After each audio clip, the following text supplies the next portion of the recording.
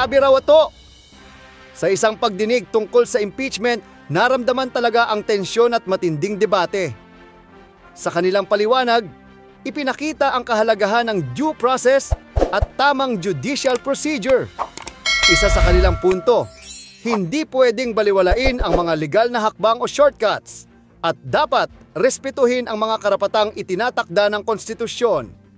Nakakapanindig balahibo ito kasi ipinapakita na kahit sa pinakamataas na antas ng pamahalaan, ang tamang proseso ay dapat sundin bago gumawa ng anumang hakbang. Nakakaintriga rin na pinunto nila ang pangangailangan na ma-verify ng maayos ang bawat legal na desisyon. Kahit may naunang ruling o desisyon, mahalaga raw na siguraduhin kung alin ang final, alin ang maaaring i-reconsider at paano dapat igalang ang batas. Ang mensahe nila, huwag hayaang ang personal na ambisyon o galit ay makaapekto sa proseso dahil kapag nangyari iyon, maaapektuhan ang tiwala ng publiko at maaring masakripisyo ang karapatan ng sinumang sangkot. Nakakapanindig balahibo rin ito kasi ipinapakita na sa kabila ng kontrobersya, ang integridad ng proseso ay mas mahalaga kaysa sa agarang resulta. Ang reaksyon dito, kahit sa matataas na kaso, transparency, legal accuracy at respeto sa due process ang tunay na sandata para maprotektahan ang publiko at ang sistema. Sa huli malinaw, ang tamang pag-verify at maayos na proseso ay hindi lang technicality, tunay na may epekto sa pananaw at tiwala ng lahat.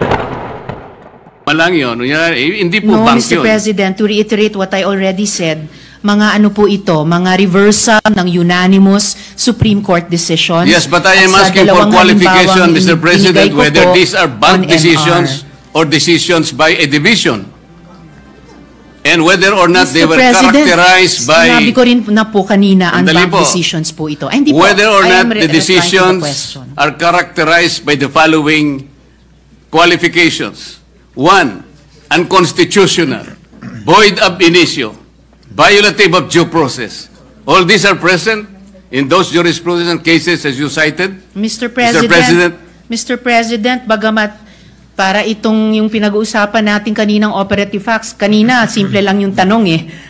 May kaso na po ba na ang Supreme Court sa unanimous decision ay ni-reverse ang sarili nila? Ngayon may dinadagdag na tanong. Pero sige po, yung League of Cities of the Philippines versus COMELEC, the Supreme Court in its original decision in 2008 unanimously declared the cityhood laws unconstitutional. I will have to get more information po on the ISAA reversal of unanimous decision. Pero malinaw na mga sagot na po ito dun sa original na tanong. So the original assertion na hindi po natin alam kung na-reverse na ng Supreme Court ang sarili nila sa original na unanimous decision has fallen by the wayside. Kasi the Supreme Court, I said already earlier, has reversed a unanimous decision en banc in a lot of instances before. Yun lamang naman po, Mr. President. Noted and entered Salamat into po. the records. Majority Floor Leader. Yes, Comes to remember. Let's hope we stood where it mattered. That even in the face of doubt, we did what was right and just. With deep respect for the Supreme Court and all institutions of our country, Mr. President, I therefore second the motion to table the motion to dismiss the impeachment complaint until the decision of the Supreme Court has attained finality. Salamat po, Mr. President. Mr. President, quick reaction. Noted and entered into the records. Senator Marcoleta. Mr. President, unang-una, yung sinabi ko pong speculative, sapagkat it was not based on my own speculation. It was based on my long practice as a litigation lawyer. Wala pa po akong nakitang isang unanimous decision. Ewan ko lamang po kung merong magbo-volunteer ngayon na abogado in the last 40 years na sinasabi ang isang unanimous decision na ang karakter niya ay sinabi na ab initio, void ab initio, unconstitutional, violative of due process. Maybe if we can speculate that all the members of the Supreme Court after the filing of the motion for reconsideration will resort to the worst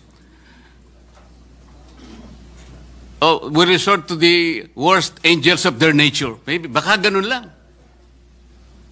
What do we expect? We expect that 8 of them will reverse themselves altogether? Kung sakasakali naman po na in-archive natin or whatever word is applicable at sinabi, under miraculous circumstances, sinabi ng Supreme Court, we are all reversing ourselves. Di continue natin. Anong problema? Pero kagaya po na sinasabi ko kanina, Mr. President, ang pagkakaluto nga po hilaw eh. Ipinipilit po ngayong ipakain sa Senado ang isang bagay na hilaw. Paano? Sinabi po ba ng Supreme Court na wag na kayong mag-impeach? Hindi po. Binigyan po tayo ng guidelines. Alam po ba ninyo kung bakit binigyan na ng guidelines ng Supreme Court kung paano mag-impeach? Kasi po, Mr. President, if you recall, the Supreme Court issued a notice on July 8, 2025, requiring at least 11 information from the House of Representatives and the Senate. The Senate made a manifestation na wala po kaming maibibigay sapagkat lahat po niyan ay makukuha ninyo sa House of Representatives. Alam po ba ninyo na 4 sa hinihingi ng Supreme Court ay nandun po sa puso ng due process? Ano po yung hinihingi? Sinabi lamang po ng Supreme Court, pwede bang ibigay nyo sa amin kung lahat ng miyembro ng House of Representatives ay binigyan ninyo ng kopya at kailan? Pwede bang ibigay nyo sa amin ang timing kung kailan nyo ibinigay at binigyan, kung paano nyo sila binigyan ng pagkakataong mabasa yung impeachment complaint? Pwede nyo bang ibigay sa amin kung every article of impeachment ay nakalagay doon ang mga dokumento na nagpapatibay ng artikulo? Pwede nyo bang ibigay sa amin kung nagkaroon sila ng pagkakataon talaga na mabasa yung impeachment complaint? Alam po ba ninyo kung anong sagot ng Solicitor General in behalf of the House of Representatives? Ito po yung sagot nila.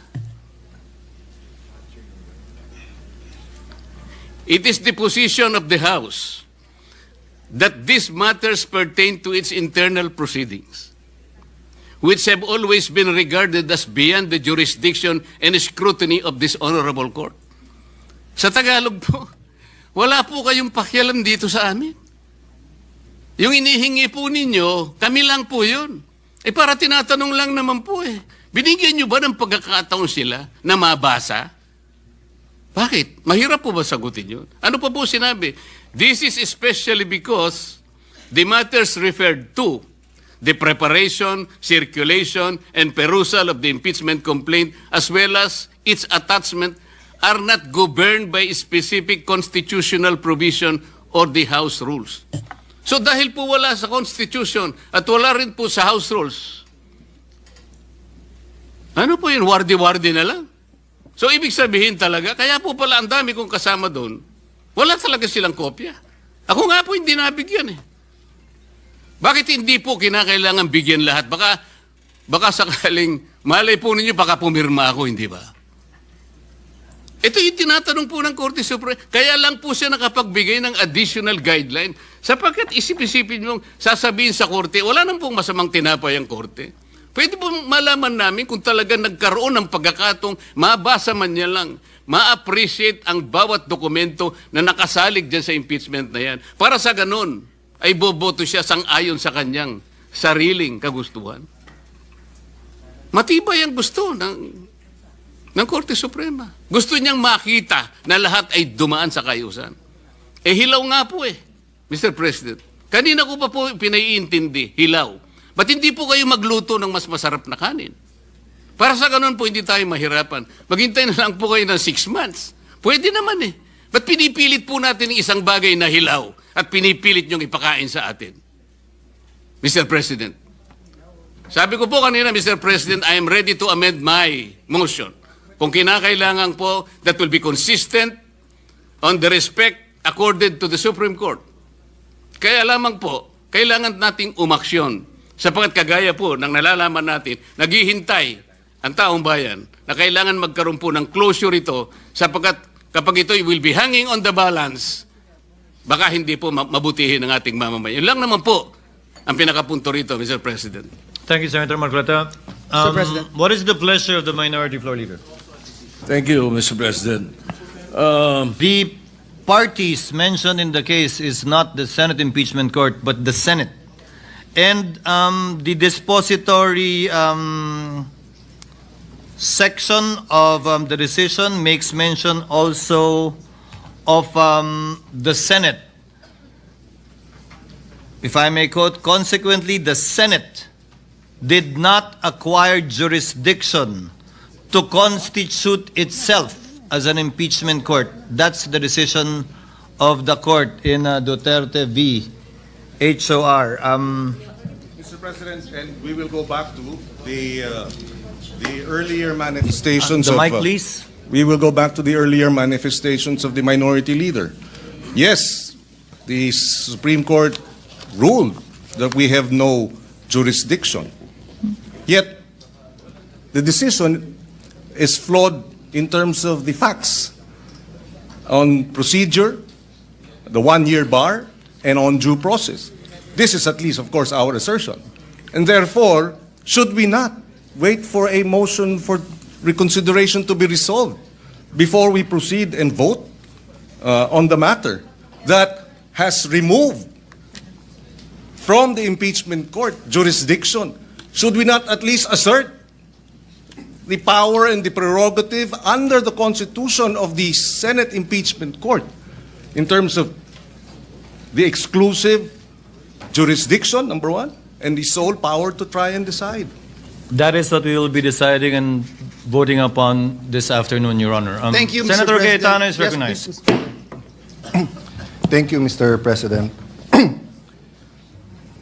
The distinguished gentleman, Senator Marcoleta from Tarlac and Senador ng buong bansa.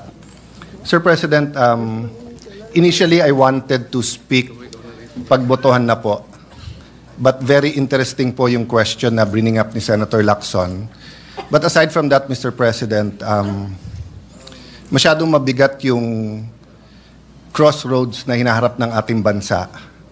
And remember, assuming we do nothing today, I am 101% sure that on February 6, 2026, an impeachment case will be filed against the Vice President. Maybe against other impeachable officers too.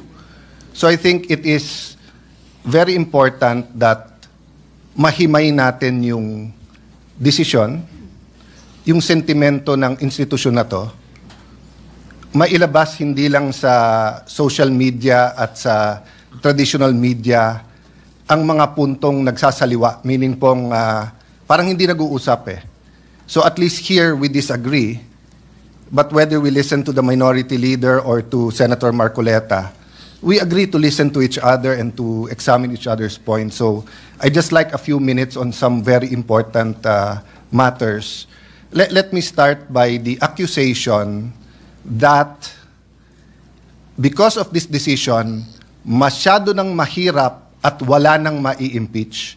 So may I ask Senator Marcoleta if he would give me the honor of asking him a few questions and allowing me to interpolate on 2 or 3 topics. The first one is whether or not naging imposible na mag-impeach under this decision. The gentleman may proceed if Senator Marcoleta will so allow it.